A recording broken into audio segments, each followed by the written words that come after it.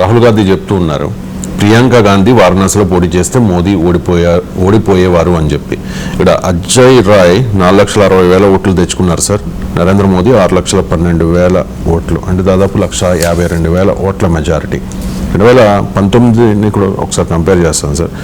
2019లో నరేంద్ర మోదీకి 6,74,000 ఓట్లు వచ్చాయి. శాలిని యాదవ్కి ఎస్పీ తరపున 1,95,000 ఓట్లు మాత్రమే వచ్చాయి. 4,80,000 మెజారిటీ. ఇప్పుడు మెజారిటీ తగ్గింది, 1,52,000 మాత్రమే.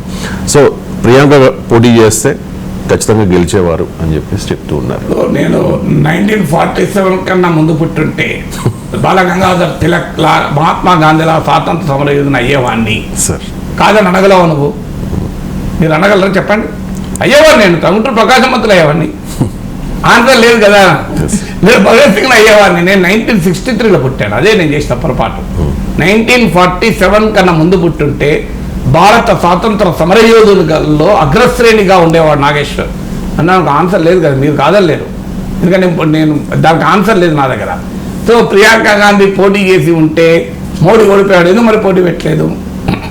ప్రియాంక గాంధీ పోటీ చేస్తే మోడీ ఓడిపోయేటట్టుంటే రాహుల్ గాంధీ ఎందుకు పోటీ పెట్టలేదు? ప్రియాంక గాంధీ అంటే మోడీని గెలిపించడానికి పోటీ పెట్టలేదా? నరేంద్ర మోడీని గెలిపించడానికే ప్రియాంక గాంధీ కాంగ్రెస్ పార్టీ పోటీ పెట్టలేదా? నాకు చెప్పండి. నరేంద్ర మోడీ గెలిపించడానికి మీరెందుకు నిన్న వ్యవహరించారు? సో ప్రియాంక పోటీ పెట్టి గెలిపించాల్సి ఉండే కదా. సో ఇది ఎలా ఉంటుందంటే ఇప్పుడు రియల్ ఎస్టేట్ లాగా ఉంటుంది. బాగా ప్లాట్ కొంటే బాగా పెరిగింది, ఈడ భూమి కొంటే బాగా పెరిగింది. బాగా ఏడ కొంటే పెరుగుతో వెళ్తే కొనేవాళ్ళం కదా. ఏడ కొంటే పెరుగుతో తెలియదు కొనం. సో ఈ రకమైన ఆర్గ్యుమెంట్ వల్ల ఏం ఉపయోగం ఉంటుంది? నిజంగానే మోడీ కూడా పెట్టి ఉండేటువంటి అయిపోయేది కదా ప్రియాంక గాంధీ. ప్రియాంక గాంధీ రాహుల్ గాంధీ పోటీ చేస్తే అయిపోయేది కదా. రాహుల్ గాంధీ పోటీ చేసి మోడీని ఓడించి ఉంటే కాంగ్రెస్ పార్టీకి వెళ్ళి అడ్వాంటేజ్ వచ్చేది కదా. అందువల్ల పోస్ట్ మార్టంని బట్టి మనం ఎప్పుడు కంక్లూజన్ లేవు. ఎగ్జామ్ అయిపోయినాక ఆన్సర్ నాకు తెలిసే అయ్యో అని అంటే ఏమొస్తుంది దానివల్ల? మీకు ఏమైనా ఉపయోగమా చెప్పండి? ఆ టైంలో గుర్తు రాలేదు. సి కదా సి కదా సి కదా సి కదా అంటే ఏమొస్తుంది? సి అయిపోయింది కదా నీకు. అందువల్ల దానివల్ల ఉపయోగం లేదు.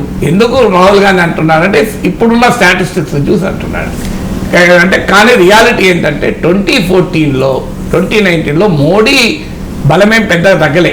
మీరు ఇప్పుడు చదివిన ఫిగర్స్లో కూడా ఉంది కదా. మోడీ ఓట్లు తగ్గలే. జరిగింది ఏంటంటే మోడీ ప్రత్యర్థి ఓట్లు కన్సాలిడేట్ అయ్యాయి.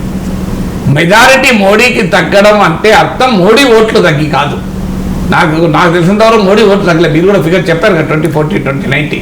6,74,000 in 2019 and 6,12,917 అంటే ఆ మేరకు పెరిగింది కదా.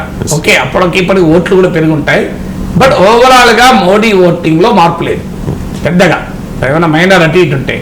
కానీ జరిగింది ఏంటంటే యాంటీ మోడీ ఓట్ కన్సాలిడేట్ అయ్యింది. యాంటీ మోడీ ఓట్ కన్సాలిడేట్ కావడం వల్ల 4,79,000 మెజార్టీ కాస్త 1,52,000 పడిపోయింది.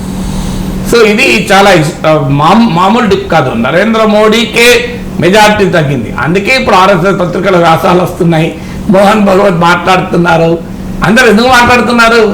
మోడీ ఇమేజ్ దెబ్బతిన్నది.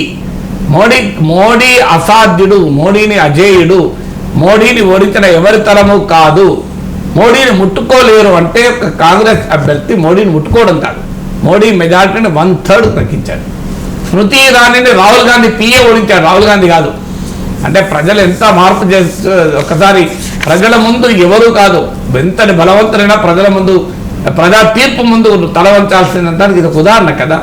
అందువల్ల ఆ లెక్కలేసి రాహుల్ గాంధీ చెప్తున్నాడు. నిజంగానే నరేంద్ర మోడీని ఓడించగల నమ్మకం ఉంటే ప్రియాంక గాంధీని రాహుల్ గాంధీ పోటీ చేసేవారు కదా. రాహుల్ గాంధీ వాయనాడు ఎందుకు పోవాలి? రాయబరేలీ వారణాసి పోటీ చేసిన అయిపోయేది కదా. నీకు అసలు తేలిపోయేది కదా. రాహుల్ గాంధీ రాయబరేలీ వారణాసి పోటీ చేస్తుంటే పవర్ఫుల్గా ఉండేది కదా.